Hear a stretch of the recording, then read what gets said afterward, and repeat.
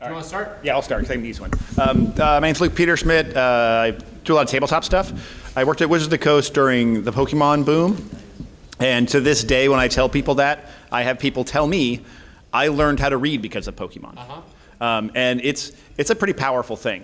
And we know, too, that they learned some socializing skills because of Pokemon, because Pokemon required you to have another player, and that allowed kids to talk to each other from very different backgrounds to sit and play. In that era, you could go to a airport and see kids who didn't know each other when they walked in, sitting and playing Pokemon together or trading Pokemon together. So social skills and reading, I think, were both improved well by a game that some people may have had issues with or not, but I loved it. Mike Sellers. I feel like I've been introducing myself all weekend. I am the game director. One more time. I don't know anymore. Yeah, I'm the director of the game design program at Indiana University. Prior to being at IU, I was in the games industry for about 20 years. Worked on a lot of MMOs and a whole lot of games. A couple quick ones. One, Space Chem. Anyone here know Space Chem? Oh yeah. Okay. I love the fact that the help screen for that is the periodic table. So it does teach you actually about how different atoms and elements interact. The other one real quickly I'll point out is I have friends in Sweden who have a 7-year-old who has learned to speak English entirely from watching Minecraft videos. So, yeah, and she speaks really good English too. It's kind of amazing. It's really actually kind of deflating to go there and see how well the Swedes speak English. But she doesn't even watch TV. She just watches Minecraft videos. It actually is. I do a lot of work in Norway, and everyone speaks better English than I do. We went to a Burger King. I was about to say, literally, the first thing I did was go to a Burger King, and the guy at the Burger King just way better English than 10 p.m. in Stockholm, nothing is open. We said, fine, we'll go to Burger King. We went there. The guy introduced himself in Swedish. I said something like, well, and he goes, oh, what can I get you? Perfect English from a guy at Burger King. Although it's fascinating because given different places, some of them have an Australian accent, some of them have a British accent, some of them just sound American. It's so good. So anyway, I'm James Portnow. I write a show called Extra Credits. I'm a game designer by trade. I've worked on a range of AAA and indie things. But this is really my passion. This is what is most interesting to me. Yeah, doing panels, talking, yes. Talking at a mic, yes. Kicking it with cool people. So as far as it goes for me, the one I was immediately going to jump to sort of was Kerbal Space Program. Oh, jeez, yes. But I should probably talk about a personal example that some of you guys have heard from me before, which is for Magic the Gathering, actually.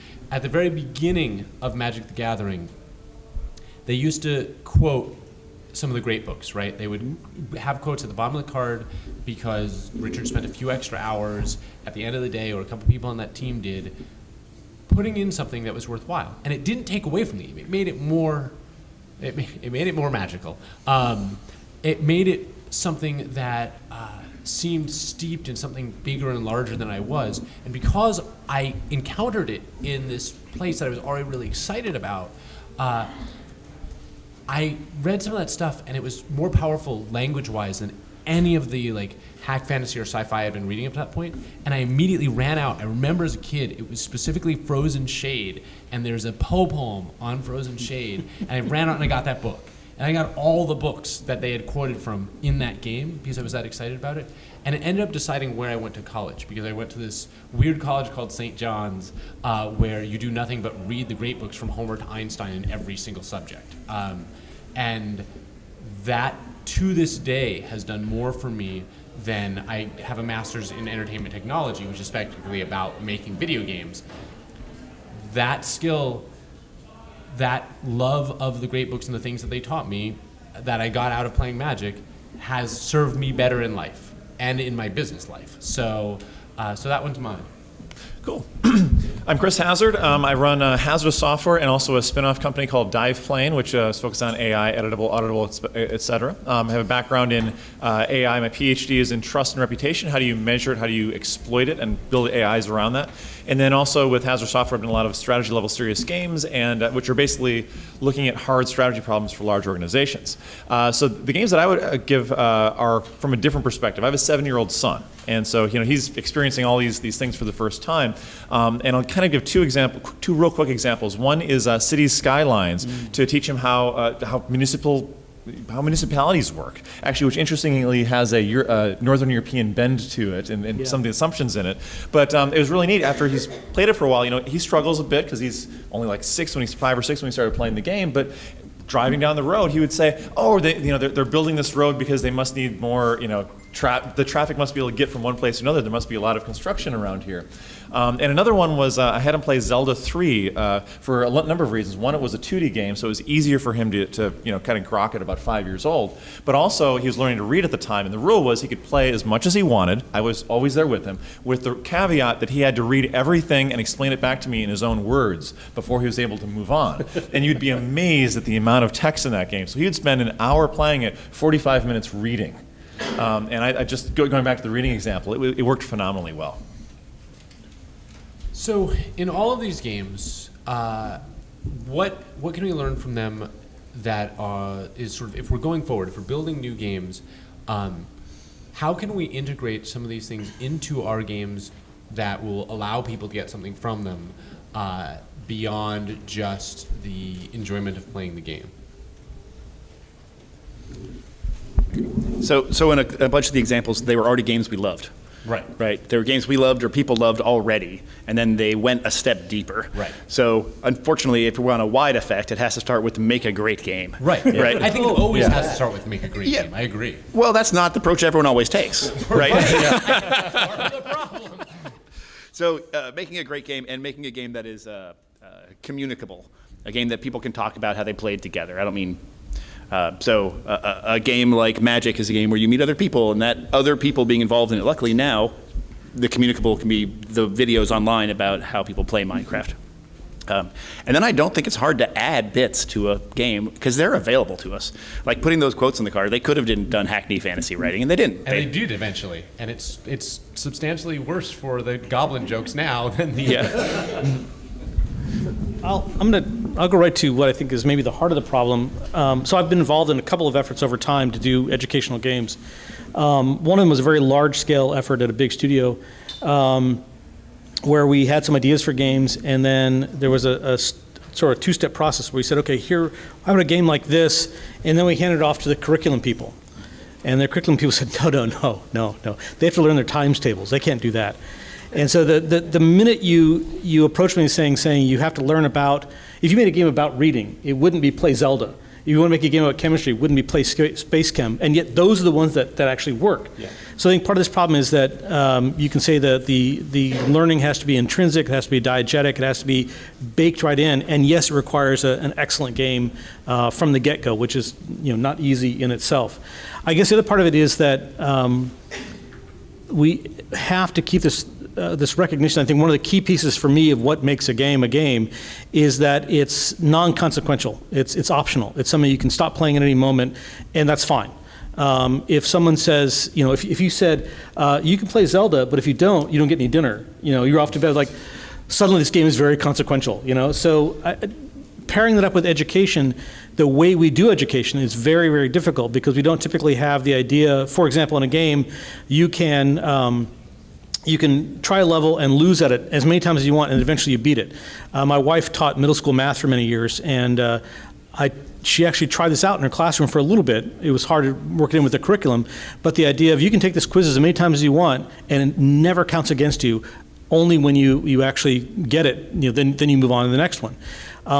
That she loved the concept. The problem was it didn't fit with the rest of the way we do education. So in terms of games, the minute we make them consequential or non-optional, the gameness of it just evaporates. So those are two things I think we need to, at least two of the big things we need to resolve.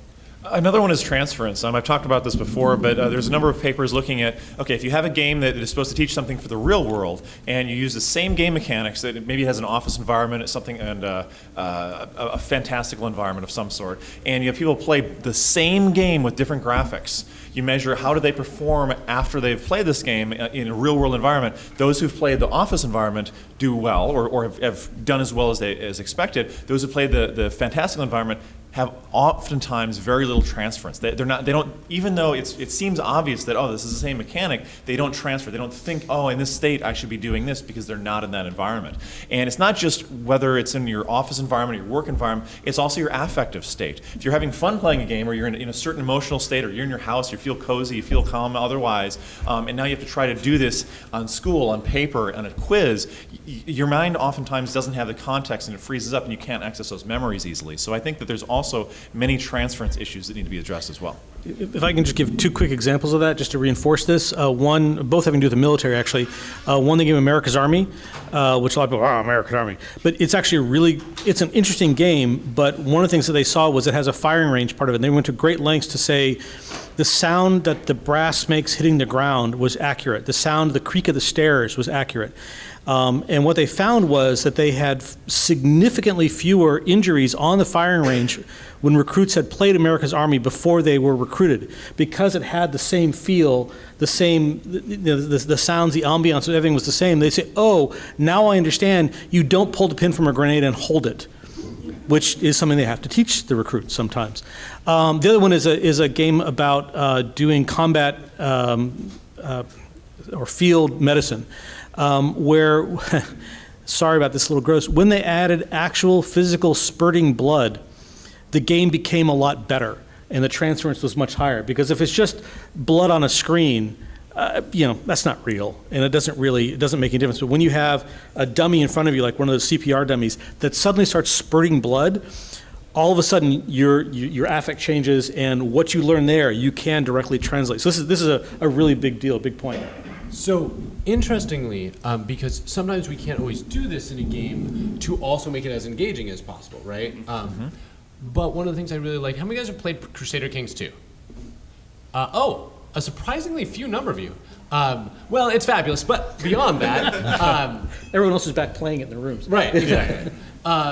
It's a historical game, right? And it's a grand strategy game. But the interesting thing they did is, because it's a historical game, all like the kings and nobles and all that things are historical characters. But each of them within game you can click on, and it opens up Wikipedia in an in-game browser, and you can read about them in Wikipedia. So like what we normally write for flavor text, instead, they're just like, we're gonna take you straight to Wikipedia. And because it has the Wikipedia logo on it, people are like, oh, this is a real thing, right? This isn't just within my game any longer. I now associate this with the real world, and by simply associating it with the real world and giving them that connection, there was much higher transference than simply putting all those characters in with maybe even the same text copied and pasted in the character description.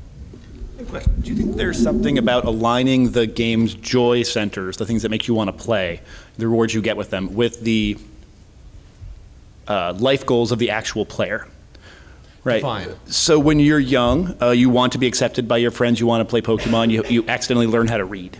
If you're making a game for high school kids have different wants and desires in their life. Maybe it's social acceptance, maybe it's power that they don't have in their life currently because their parents have all the power. So you make games that teach that skill or reward in that way. And then it's easier to then also give them the educational thing, or that could be the educational thing. It just seems like doing things for younger kids is a totally different thing than doing something for the fourth graders my wife teaches, or for high school kids. Because there's so much easier foundational stuff to learn when you're young. Reading, like, I can't even get to what I want to do until I learn these skills. Well, it's a really good point, because in the work in education that I've done, we break up kids, almost like every 2 years, they're radically different, right? Up until the point they're about like 14, 15. And so, you think about it, right?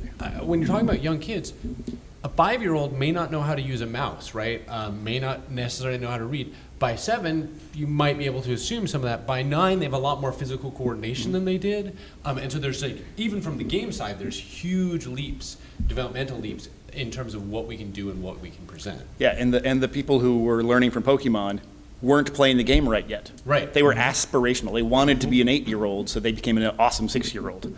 When I have clients that say, I'm making a game for, 8 to 12, I'm like, no. Right. No, an 8-year-old's not a 12-year-old. Right. but you can make a game for a 12-year-old that an 8-year-old wants to play. Exactly.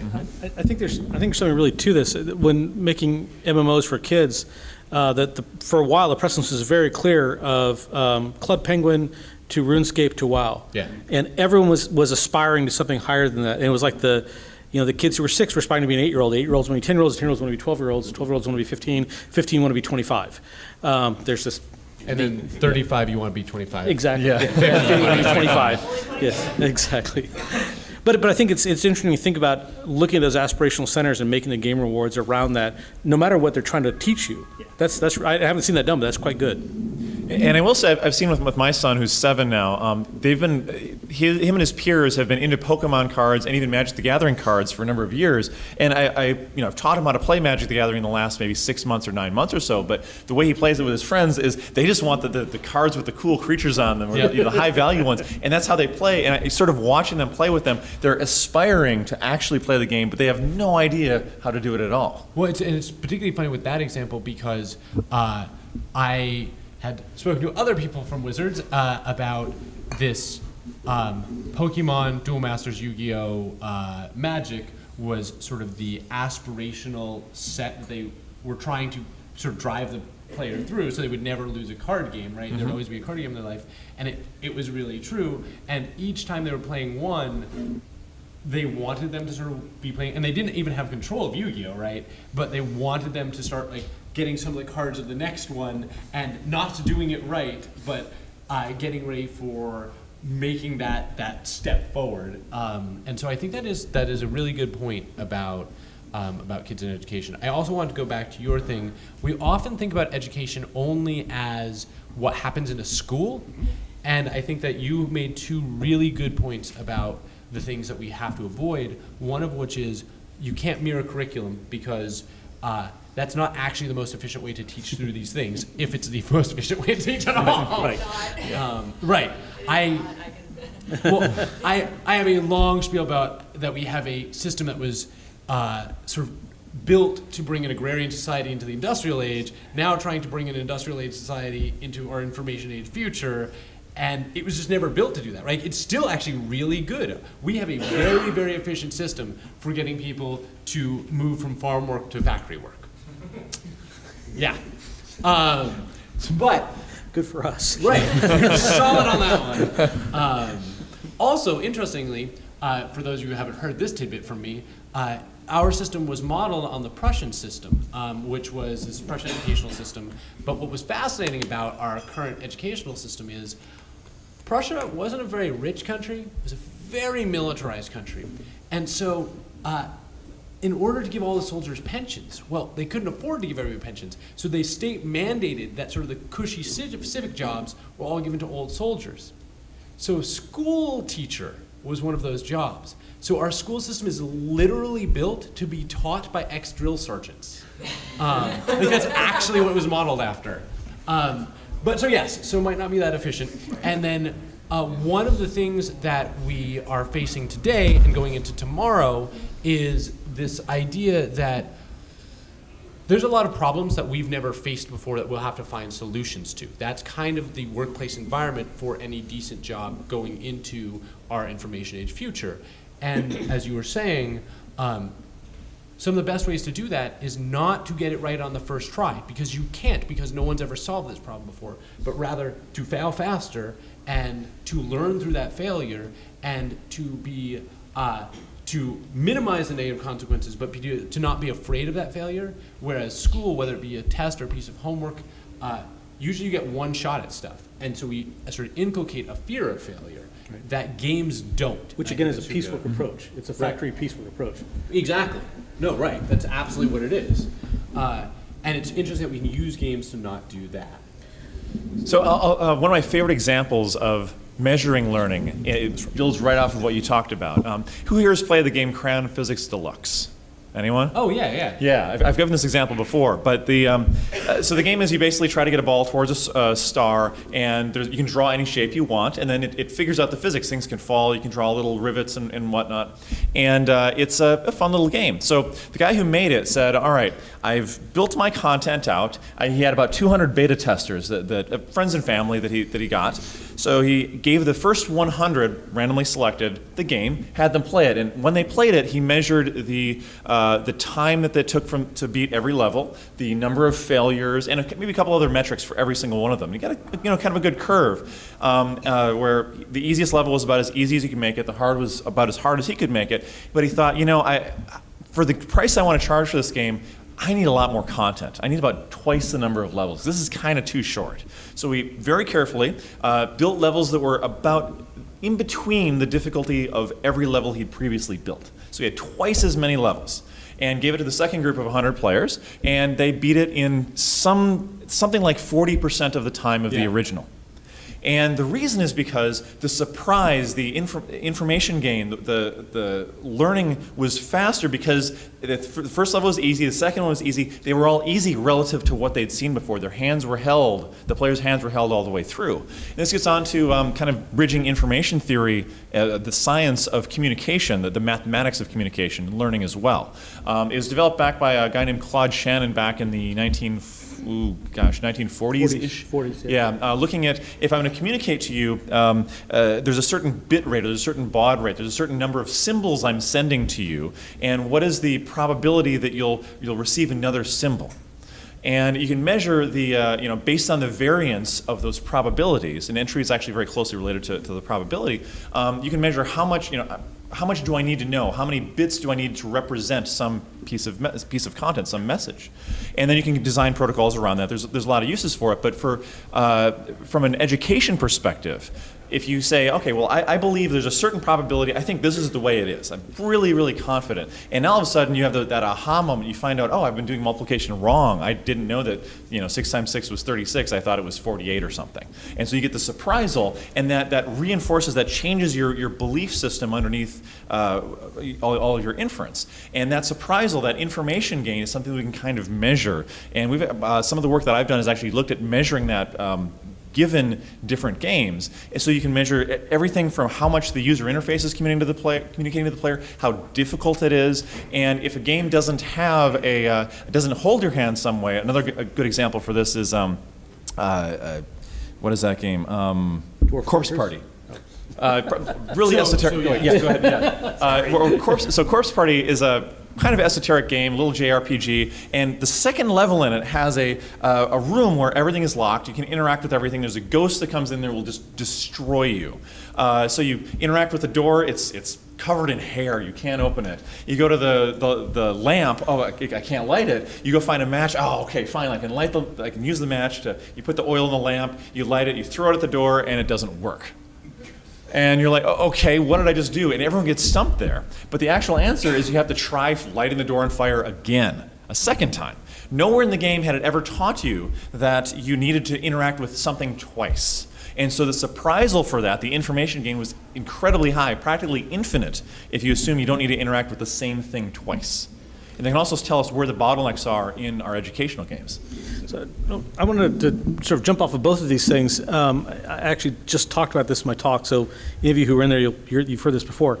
But what we're talking about here is building mental models. And this is what education is all about, what learning is all about, is how we build a mental model of what's happening in the world. And the more that I think, I have a model for what's going to happen next, in Shannon's terms, given the previous set of symbols, what's the next symbol going to be? And if I get that right, then okay, I've confirmed my model, it's correct. If it's wrong, it might be wrong in interesting ways that teach me more. You get the information increase. Or it might be wrong where my model is broken because I've gotten poor feedback. And when games give you poor feedback, this is when people say, well, I can't learn this. This is dumb. The game is bad. I'm not going to play it.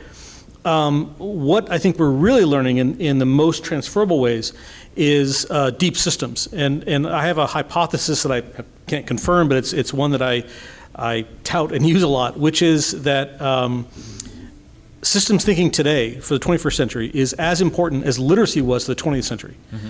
That up until the 1930s or so, you could get by kind of in society without really being literate. But after that, it very quickly dropped off post-World War II, and if you were not literate, if you could not read and write, you had a very hard time in society. Today, most people have no clue about how to operate systems, so what systems are, how they operate in life, which is why we get sideswiped by the financial crisis or by a resin factory in Japan going up in flames and causing the prices of memory worldwide to jump 10 times. A whole bunch of things like this. But once you understand, or say climate change, once you understand how the systems underneath these things operate, you can start to see them all around you and go, oh, this is something I need to be much more literate about. And I think this is one of the things that games can teach us, by all things exactly you're talking about, and that gets us out of the regimented Prussian school approach, one hopes. And I was going to go even one step further and say we have to remember when we're building our games to educate that it's not only educating in subjects that they teach in school. Minecraft is the obvious example, teaching creativity, which we, from the origins, haven't ever thought of as a learnable skill, but it's demonstrable that people can get better at creativity. We've done studies, and I think it's going to be very interesting to see what happens with the generation growing up in Minecraft. But the other thing I wanted to say is, has anybody here, how many of you guys have ever looked up on the internet how to get a rare item in a game? Whether it's an MMO or, right, this is teaching you how to research, right? That's a hugely important skill in the 21st century because unlike in the 19th and even a little bit in the 20th century, we have access to information. We don't care about the raw data you can store in your head any longer, right? When our school system was invented, it was because there wasn't necessarily a library in your tiny village or whatever, so you better memorize those multiplication tables, you better memorize whatever basic facts we need you to know about history to make you a good citizen, right? And then we're gonna send you back and you're gonna run your store, and you're gonna need to know that information because you have nowhere to get it. Today, with our cell phones, we have access to more raw data than the entire world had at the time. And so the question of tomorrow is how do you access and utilize that data? And that's something we can also teach through play, and we do all the time. It's just a question of that transference. But I wanted to make sure that we had enough time for any questions from you guys. So if you have any thoughts or questions, feel free to start just coming up, line up in front of this mic, and we'll start taking questions. Can I do one more quick comment? Oh, absolutely. Okay. That'll give you plenty of time. Keep walking Keep down. walking. That'll give you plenty of time. Okay, so I wasn't texting my friends up here. I was texting my wife, who's a 4th grade teacher, with a question. So I wanted to make sure I gave the answer. So there's a game called Kahoot that is used in school. It's like a quizzy fun game, and it's smiley and fun. And the amazing thing is it's back to your systems point. Kids can make them themselves. This game is so popular that the weird music that comes along with the game Kahoot, crazy. there's remixes, like dubstep remixes online. They're freaking hysterical. So you can bring gaming into the classroom, and you give the kids the control to make the game themselves, and it's a fantastic tool. And my final dovetail on your point, I would love to see games that focus on EQ. Like, we can make games, and this is where I think we're actually strongest. We can make games that can teach empathy as a game mechanic for success. Yes. So anyway, that was my last point. I'm done. And Kahoot gets cut throat. No, Kahoot's hardcore. No, we use Kahoot in my school. You're a teacher? Yeah, I'm a teacher. I teach high school. Thank you. You're welcome. I teach high school home economics. And that's, Just pick it up. what? Just pick it up. Just pick it up? Just pick it up. All right. So, no, kind of going off of that, how can we bring all of these concepts, and because education's not going to change. They're not going to get away from standardized testing. They're not going to get away from quantifying data-driven instruction. So how can we bring games into that environment and get the kids to, have the skills they need? It's the soft skills that they need to pass these tests. Is there a way that we can merge these two worlds? So I've actually done a ton of work on this type of thing, and I've run into the same frustration, right? The things I found from working with teachers on these sort of things, and tragically working with some of the big textbook manufacturers. Oh, don't even get me started. Please don't let me get on my soapbox. Yeah, I did a stint with Pearson, so I'm so sorry. it was an edifying experience, let's put it that way. Also, the warehouses where they still keep all of our SATs from 40 years back, terrifying places. But the thing that's unfortunate is almost everyone I've talked to has come to the conclusion that it's aftermarket, that this is for parents, that if we're going to do this, it's going to be for parents to give their kids in their leisure time because the school system doesn't give them enough to keep them up to where, and it's growing every year. The market for additional educational tools outside of school proper is growing every year. Oh yeah, so just to the other question, the other point though that I found is one, integrating things that are not directly games but we've learned from games can be hugely beneficial. I worked with Pearson a great deal. I looked at their math books, and the math questions were just in a random order, right? They just put some math questions there. We've learned things like there's this book by a man named Csikszentmihalyi called Flow, which is about, you know, that state that athletes get into that they talk about where they're in the zone, or like musicians when they're, it's actually been a state, it's shown psychologically to be a state where you sort of break plateaus and where you retain huge amounts of information. And we've studied, we know how to get people there, which is just increasing the difficulty of the task you're doing at the same rate that your skill is increasing, right? So by simply reordering the problems on your math sheet to, you won't get everybody, but you'll at least get some people in there, and there's a whole bunch of other stuff. When we write extra history, I'm actually trying to take techniques that we've learned from games, from making film, and put them into how we teach history. And so that stuff we can do in our lesson plans, which I think is hugely valuable. And I don't want to take forever, but if you want to talk for like 5 minutes afterwards, I can give you a couple of those that I think are useful. And then I was going to say, do you ever need a focus group? So I just wanted to bounce off a couple things you said. First, I think a lot of people may not be aware of the market forces such as they are. So for example, in Indiana, the state that I'm in, Houghton Mifflin has all the textbook contracts for all the school districts. And of course, they do the test, the standardized testing. So we're not going to get rid of standardized testing because it does perform a necessary service given the millions of school children we have. But getting something into that ecosystem, they've closed it off and made a walled garden out of it very nicely. Pearson's in some states. Pearson published my textbook just recently, so that, you know, yay, Pearson. But there are different states that have these different walled gardens, and getting anything into that curricular process is almost impossible to do. Which means, I think, that we can and we can do a lot of good by going around it and by going to things that we would normally consider to be extracurricular. The great thing about this is if we do this well, I think we can also help normalize a lot of the educational disparities that we have, where you have some school districts that have fantastic opportunities. You know, so Stanford will now let anyone go there who for free if your family makes less than $125,000 a year, which is awesome, except your chance of getting accepted to Stanford, regardless of your finances, is a lot higher if you had a band program and an art program and learned chemistry and all these things, as opposed to saying, well, we have one textbook for every 2 students and they're 5 years old and the information is not really correct. We can go around all of that now. And especially with games, I think we have a nice way to deliver the educational payload if we can make great games that also teach really well. And otherwise, we're just going to have to call them all Oregon Trail and be done with it. Yeah. Can you make Guitar Hero do the same thing that being in a high school band is? Probably. Yes. My cousin would say no, but Well, my cousin's a music teacher. So interestingly, Rocksmith is a slightly different question. That's right. Yeah. But we do at some point have to talk about those economics, because one of the problems is, like anything, if we're selling our educational games or games that have educational material, people who have access to more funds are still going to have more access to these things. But you're still correct. We can circumvent that. Another point to this about the sort of the blurring line between games and what is used in the classroom is the evaluations. Now, I'm going to define 2 terms here because I don't know if the terms are well enough defined, but I'll define them as assessment and certification.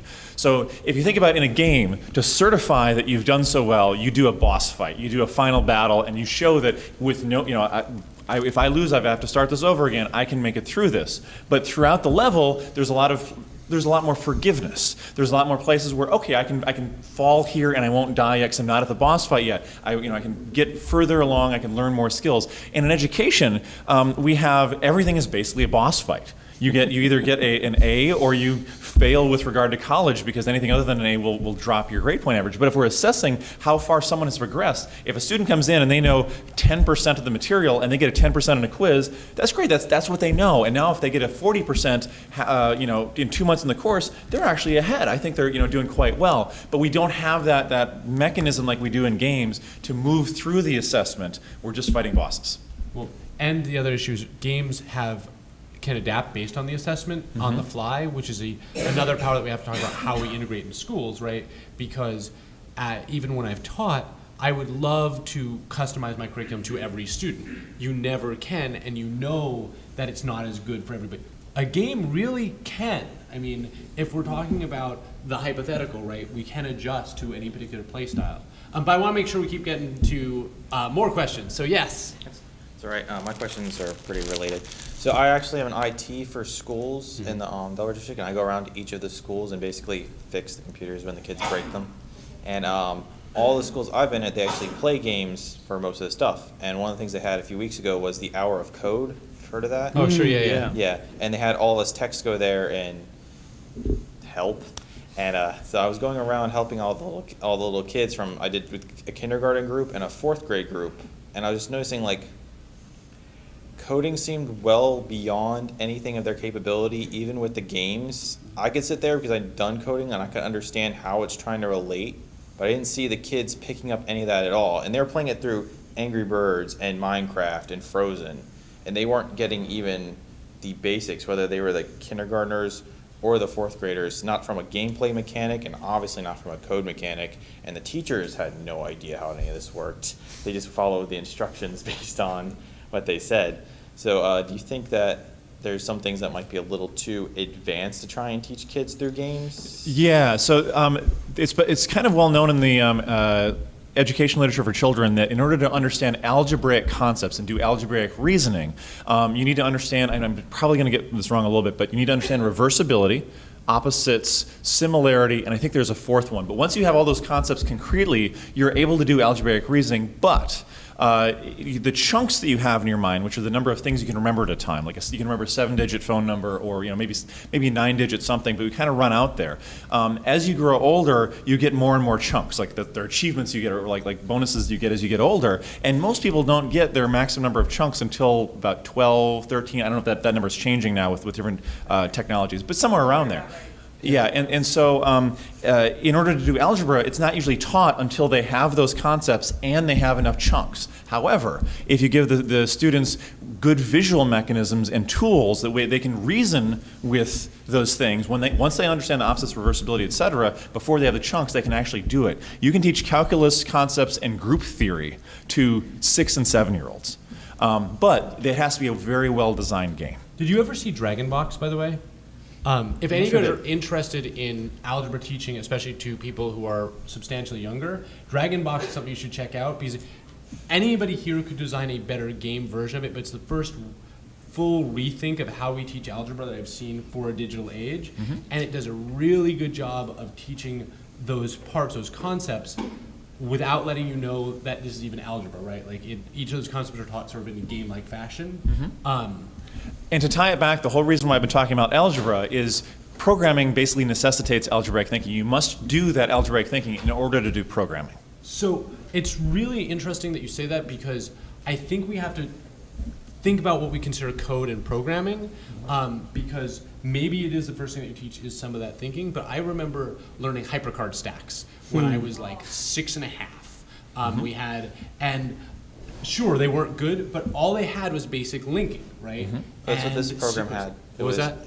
That's what kind of what this was. It showed like a box, and you would drag another box into it, and it was like a before-after concept for the whole thing. And it sounds like what you're talking about. Yeah, check out HyperCard. It was super simple. It was stupidly simple.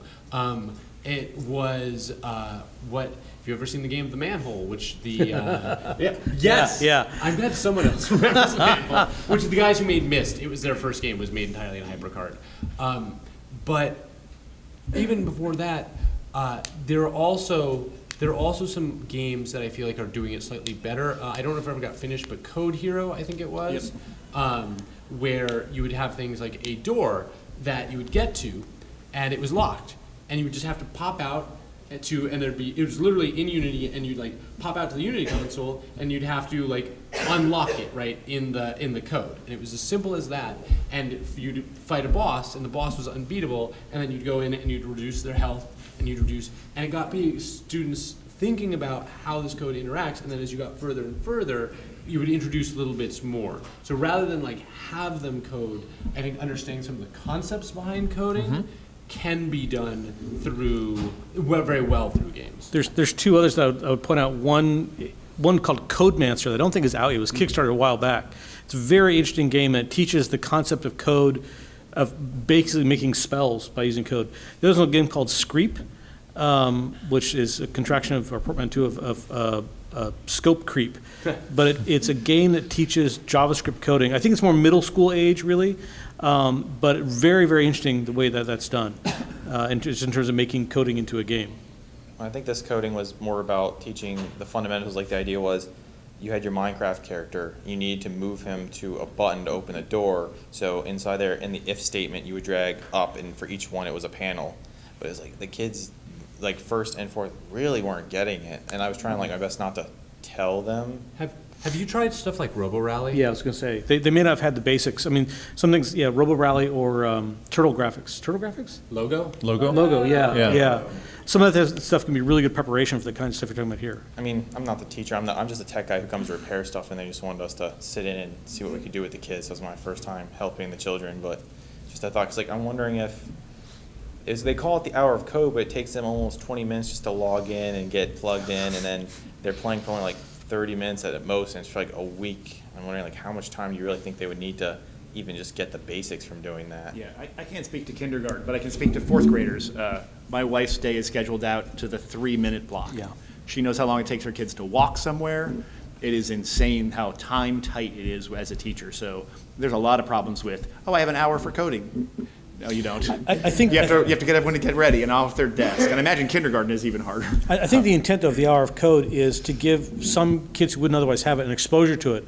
So then you go, hey, I did this cool thing at school. Can I do that at home? Now, that doesn't. My wife taught in a lot of lower socioeconomic schools, and it's like, okay, a lot of kids don't have computers at home at all. You know, Right. so it doesn't help them. Unfortunately, this is something we need to figure out how to deal with. But they would have some time during the day where they could work on their iPads. And if you had something like this on an iPad, that could work then too. But it's just giving that initial exposure is worth something, I think. They do have a lot of the games on the iPads at the schools.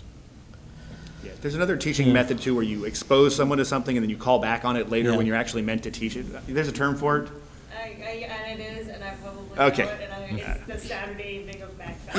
Yeah, so you expose someone really quickly to something, but you don't fully teach it to them, and then later on you go back to it, and because they've heard a little bit, they're much more receptive when they hear about it 3 months later. It's funny because I had someone who taught me music who always called this the ghost voice of the teacher, where they would introduce this thing, and then you would be so much more ready to absorb it if it was just somewhere seated in your consciousness a little bit.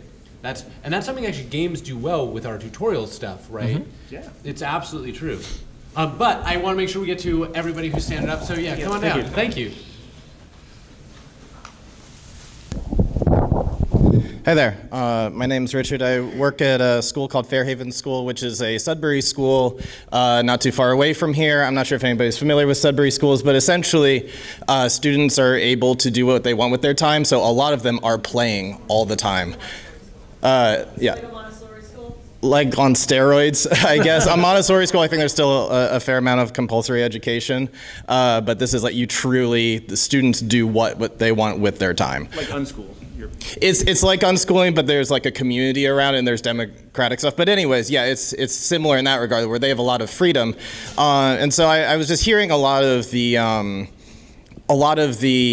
same things that we're saying often, which is that, the school system we have now is kind of built for bringing us into the industrial age, and just the idea of content not being as important as some more softer skills and just problem solving skills and adaptability and things like that as it used to be because of just the time changing. So it sounds like multiple communities are saying the same thing of education needs an update. And so I was wondering how much people in the gaming community are working with people in non-traditional forms of education, and are there any other platforms other than things like this where we can have those kind of conversations?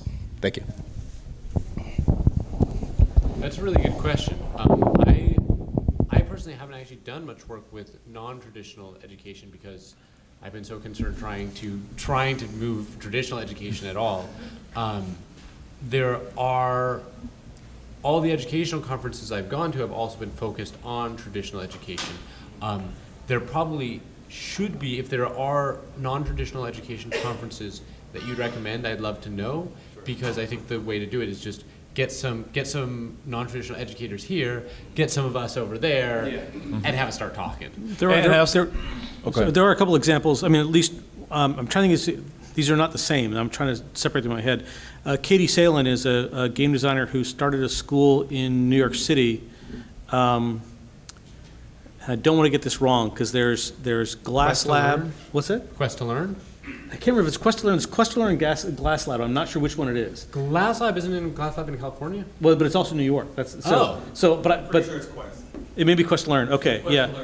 But they have a non-traditional schooling approach, and in their case, they took a lot of the sort of game approaches to it. There's also a book called Gaming the System, meant for teachers of, I think, grades 3 through 8 or 4 through 8, talking about teaching kids systems thinking, but being able to sort of tuck that into a typical education, whether that's sort of standard or not, but it works really well in a lot of non-standard environments. And as far as non-standard schools go, also, there's a school in Brazil called Oi Futuro Navi, which is a school that teaches entirely through the kids either making games or making films, right? And it teaches the traditional subjects, but you do math by making a game that includes that math, or you learn your literature by making a film that is about that book.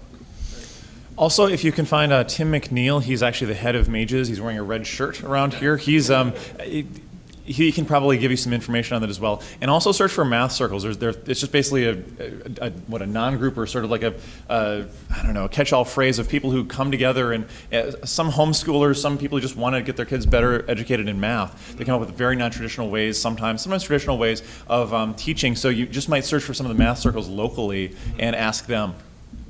Awesome, thank you. If I can add just one more. Oh yeah, absolutely do. So things like, I know the folks at Firaxis, Civilization, right? Yeah.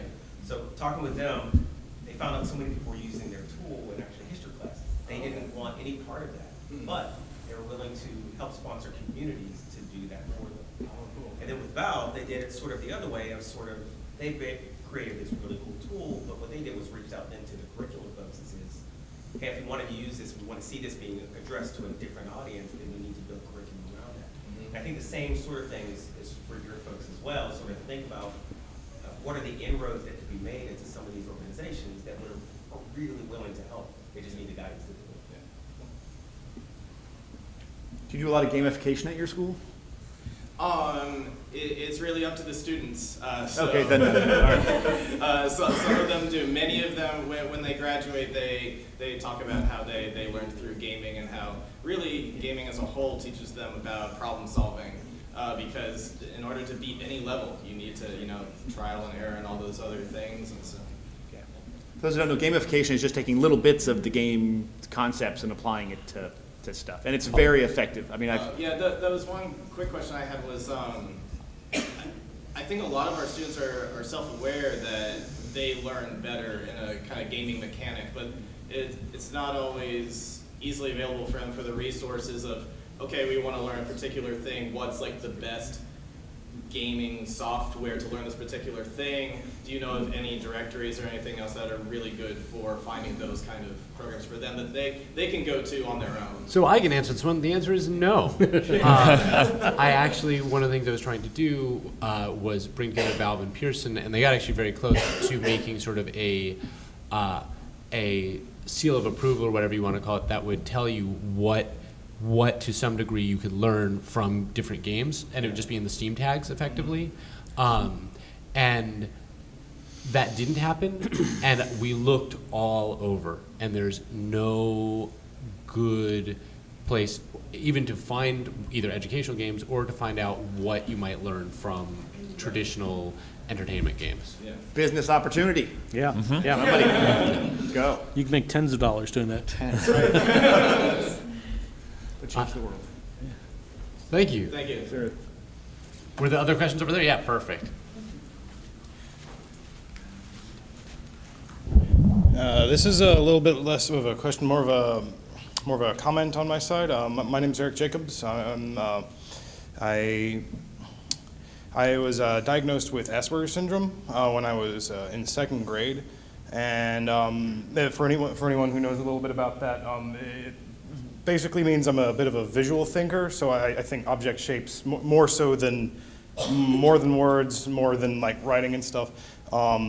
As having gone through the last 20 years of school, I kind of wanted to bear with me for a second. Yeah, no It's hard time. for me to get words through. I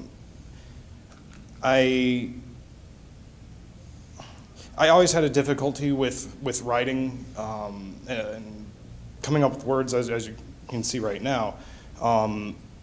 But in a more less open scenario such as this, I'm able to like visually deconstruct concepts like incredibly well. Like you show me a game, I can figure out exactly how all the rule sets and whatnot are applied almost within like the first play.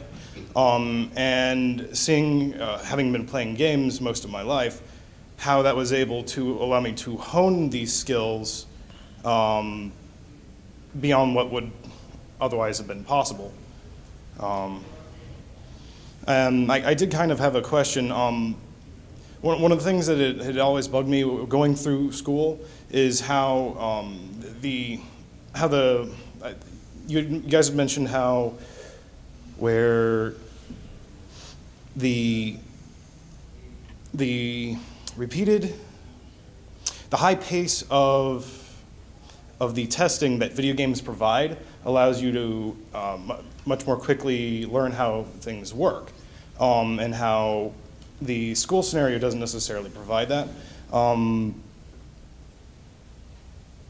The thing that I've noticed most is how, from a psychological standpoint, is how the way like the GPA kind of like hangs over your head and sits there, and it's like they hold on to everything you've done wrong and hold that against you for most of your life, and you know it brings you down.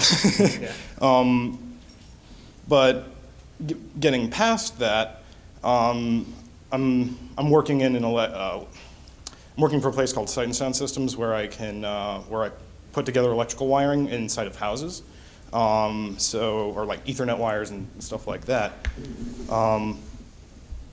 But I guess where I'm trying to go with this, what do you guys think on how just that simple number of the GPA like hangs on to you, and how it affects the kids essentially throughout most of their lives? We have an odd victory point scale. Yes. And it is meaningful, and it's sad that it's as meaningful as it is. And it's not just, I have similar issues, not as hard, but similar. And it's super frustrating. But being a systems thinker is preparing you for the world in an amazing way. If you can, and game design, I think, teaches, the class I taught at university essentially teaches how to take game design thinking and apply it to your life, right? A job interview is a game. It just is, right?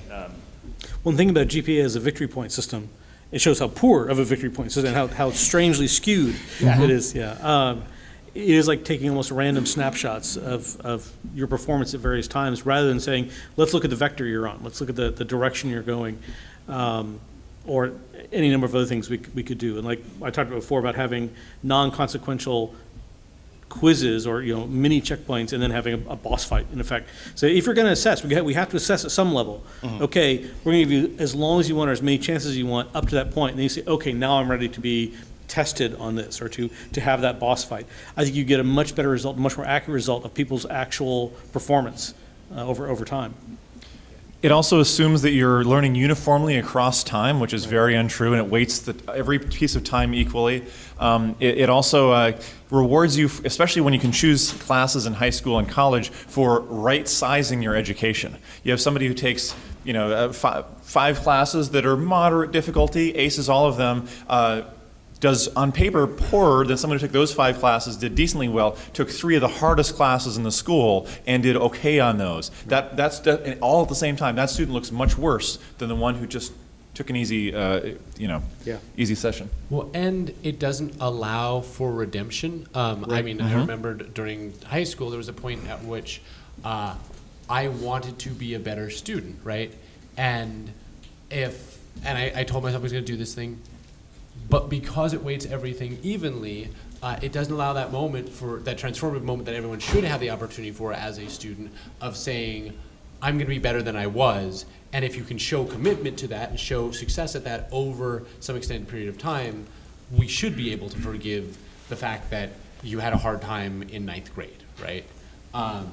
And so Who doesn't have a hard time in ninth grade? right, seriously. And some people have random events that create hard times. Right, Right, yeah, right. right. It's completely out of their control. I mean, I don't know how long you've been teaching, but the number of kids that I hear stories about from my wife going through some really hard times. I mean, you teach 70 kids a year or whatever. One of 70 of them is going to have a parent with cancer, and that's going to really mess with them that year. It's a brutal system. Yeah. So I agree with you. It's not good. I think is what your point was. And maybe through like something like the Sudbury schools, or maybe other ways we can, again, changing the traditional public school system is a gargantuan task. But I think there may be other ways we can do that. I think through games, by coming in sort of around the edges of this, and hopefully, I mean, we're not going to get rid of the GPA via games, but hopefully helping people get a better GPA, or you get more victory points by learning differently. Yep. And what's important to a human is, I have a life of education. Does that education prepare me and make me a better whole person when I'm done? And you should never be done, right? You should always be part of education. right. We think of like, I'm done with school. I don't have to learn anything anymore. It's a terrible attitude. Like you guys said earlier, never stop learning. Yeah, so if you get one kind of education from your public school that you go to, and another kind of education from the games you go to, it's the sum of all of that. Does it fulfill you as a human to get you to where you want to be in life? I have a personal commitment to always suck at something, and my friends tell me that I'm well on my way. Yeah. No, but always I be on panels with people smarter than you. exactly yes. No, but I learned The to great thing surf. about being a game designer is in any room, a lot of people are going to be smarter than you in so many different areas. Yes. Yeah. But I mean, I learned to surf early in my 50s, which tells you something. But I really was not sure about it until I saw a guy. I was living by the beach in California. How could I not? But I saw a guy out there in one of these pre-dawn. I had a friend who said he'd take me out pre-dawn Saturday mornings, and I saw a guy out there, and I said, "How long have you been surfing?" He said, "About 10 years." I said, "How old are you?" He said, "I was in my late 60s when I learned to surf." I'm like, "Well, fine." And I'm a terrible surfer, but I love it, and so I kind of don't care. And I think there's something to that, just in terms of learning. You're always learning. In this day and age, with the access to information we have, there's no excuse for not always being learning something. Yep. All right, let's get one more question. All right. Thanks, guys, for being here. My name is Erin. I'm a third-year elementary school art teacher. I'm in a awesome. public school. I love it so much. It's awesome because I don't have standardized tests in my subject, which is great, but it kind of sucks because I see the students one time a week for 45 minutes. So my contact with them is very low, but I have opportunities there. So if I wanted to start bringing gaming elements into my classroom, what could I do? Because a lot of my boys, like, gaming is their currency. It is their visual language. And I want to get them more engaged with my stuff, because I'm selfish, So what can I do? Well, one of the things, I mean, with my nephews, and this is just anecdotal, but they love Minecraft, right? And at first they were there to just mess around, because they didn't really understand it, but like you were saying, it was aspirational. They saw the older kids, and then they started to fight some monsters. And then I started talking to them and giving them sort of assignments of create this thing, right? I didn't tell them anything more than like, create a castle for me, right? And then they would spend the week and build that thing whatever way they could think of. And then I could talk to them about it. And sometimes I could even talk to them about elements for me, because they were young men into knights and armor. I could talk to them about elements of the castle. See the crenellations you put there? Let's talk about like why that is, right? And how that, and then we would open up conversation on history. But I could imagine the same for art if you can give them one of the games that's now very popular that is just about creation and not about killing things. Yeah.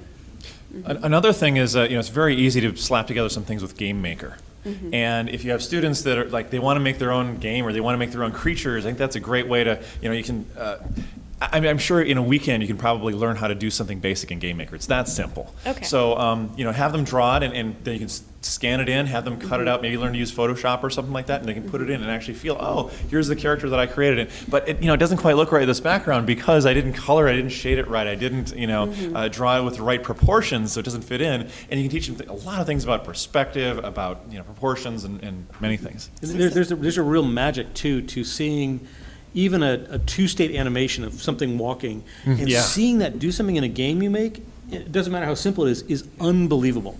And if, like you say, their currency is gaming, if they can make a game where a little dinosaur thing walks across and eats a pumpkin, whatever, that they're gonna love it. Yeah. Is there a great sprite making tool that would be easy that you can think of? Like a Paint. Yeah. You can make sprites in Paint. Yeah. Especially with a touch screen or a pen. Yeah. Doesn't Game Maker now come with its sprite making tool? yeah, it's It may, probably it may, past yeah. past the.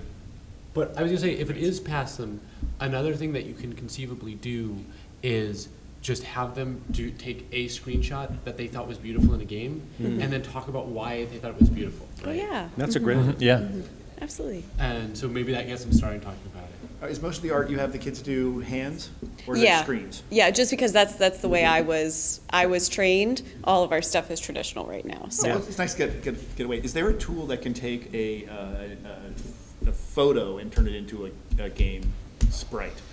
Because then you can have them do a thing and then put it in what looks like a gaming background and play a game on top of it, or I don't know if there is, but that would be super. It's not hard, though. I mean, if you pull it into GIMP or Photoshop or whatever you happen to have, you hit the scan button, it pops up. You magic wand the white space. You hit inverse copy, paste it in the Game Maker. Okay. Those are all the steps.